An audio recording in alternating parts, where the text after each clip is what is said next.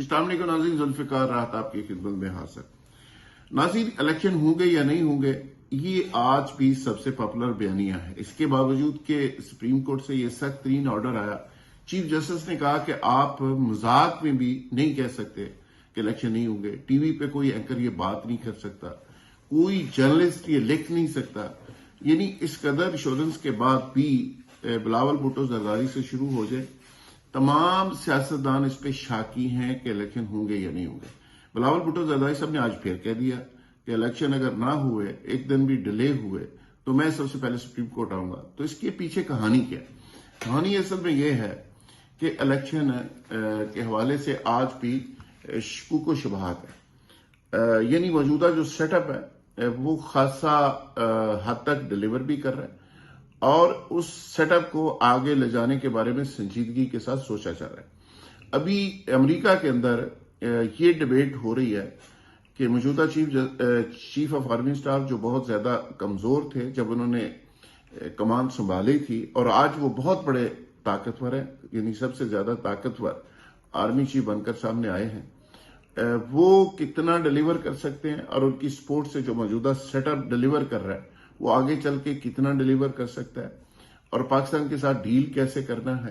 क्या आगे जो इलेक्शन होने वाला है वो इलेक्शन अगर हो जाता है और उसके नतीजे में कुछ स्टेबिलिटी आ सकती है, क्या माशी तौर पर स्टेबिलिटी आ सकती है, क्या आने वाली जो क़यादत है वो पाकिस्तान को डिलीवर कर सकती है, या मौजूदा जो नॉन इलेक्टेड लोग हैं, एक मुख्तसर सी काबीना है, ये बेहतर डिलीवर कर रही है। तो ये सारी चीजों पे गौर किया जा रहा है। और साथ साथ कश्मीर का इशू है, फलस्तीन का इशू है, पाकिस्तान के अंदर इंस्टेबिलिटी और सिक्योरिटी इशू है, और पाकिस्तान के साथ साथ जो सी पैक से रिलेटेड चीजें हैं वो ऐसे मामलात हैं कि जिन सब पे गौर हो रहा है। और कहाँ हो रहा है?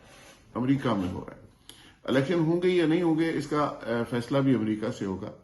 और मेरी इतला ये है कि इन सारी चीजों को अगर सामने रखा जाए और सारी चीजों को बगौर इनका मुतालिया किया जाए, जायजा लिया जाए, देखा जाए कि 1200 के लगभग इलेक्ट होके लोग आएंगे इलेक्शन के नतीजे में, और वो खजाने पे बोझ होंगे या मुल्क को बड़ी स्पीड के साथ लेकर आगे जाएंगे, या मौजूदा जो मुख्तसर सा निज़ाम है ये बेहतर डिलीवर कर रहा है।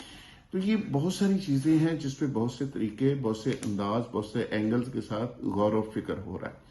मेरी इतला ये है कि इलेक्शन अभी नहीं हो रहा, और यही वजह है कि इस पे कभी खुर्शीद शाह बात करते हैं, कभी नून लीग की तरफ से बात की जाती है, और बिलावल साहब ने बात कर दी, मुख्तलिफ हीले बहानों से बात हो रही है, फजल रहमान साहब दबे लफ्जों में बात कर रहे हैं।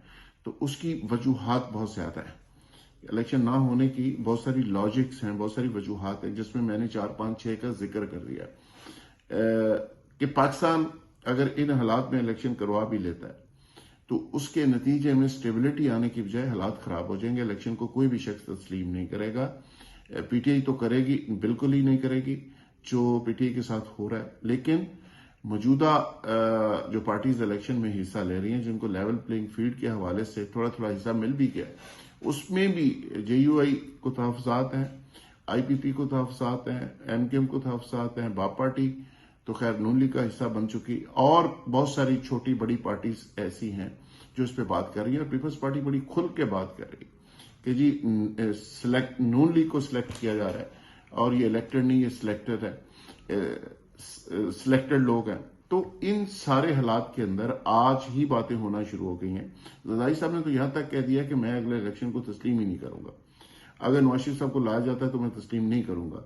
तो अगर नवाज शरीफ साहब को नहीं लाया जाता तो वो दूसरे इलेक्शनों को तस्लीम नहीं करेंगे। तो आज ही अगर आपने ये बुनियाद रख दी तो इलेक्शन कैसे हो सकते हैं?